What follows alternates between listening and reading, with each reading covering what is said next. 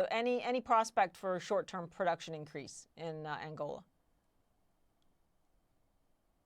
Yes, Angola is following closely all these movements that is happening. Angola is part of OPEC. We believe on a gradual increase of production.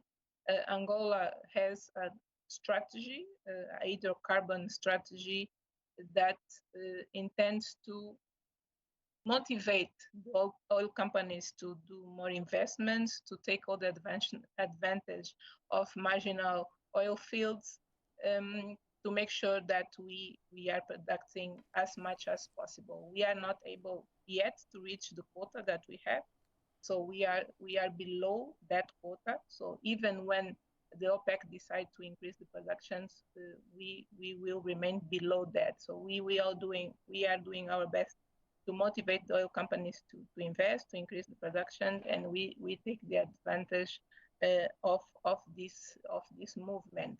Despite that, we still committed with the non-oil sector just to make sure that we have our economy resilient enough to possible shocks, because we know that the oil sector is quite volatile and we can see a movement on the oil price that can be again against us. Yeah, I want to talk to you about that resiliency. You know, your fate has followed a very predictable script, unfortunately, as a petrostate, with all the corruption and equality that brings. You know, your president has says that, look, your economy has to diversify, that it's a matter of life and death. But what can you say in concrete terms? Because we have been hearing that for years.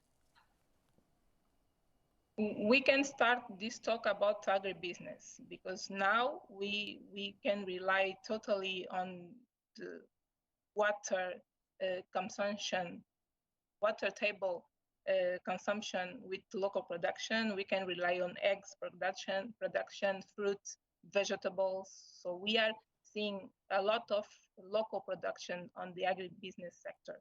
We still need to work on the industry side, a small industry, big industry. So we are working on the business environment to attract foreign direct investment to those areas, also to tourism.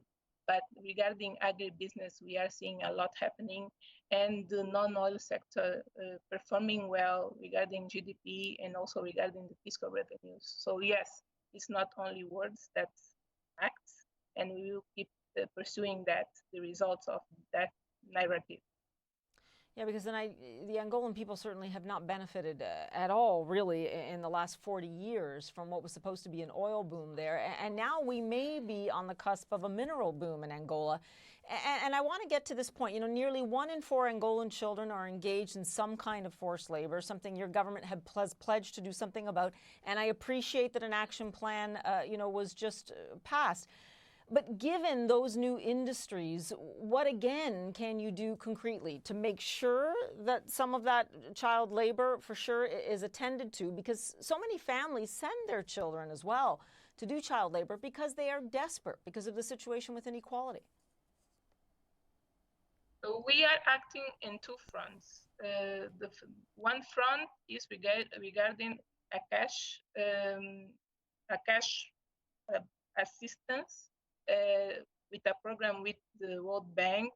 We name it Kwenda, where we deliver money to the families that are struggling with the poverty. We deliver money in a combined effort with the World Bank. We are moving not so quick as we want, because we need to identify those families, to include financially them, to make sure that they start having ability to manage the money through a mobile phone, through a banking account. So we are progressing on that front of giving assistance. But we are also creating space for the companies to start operating, to create employee.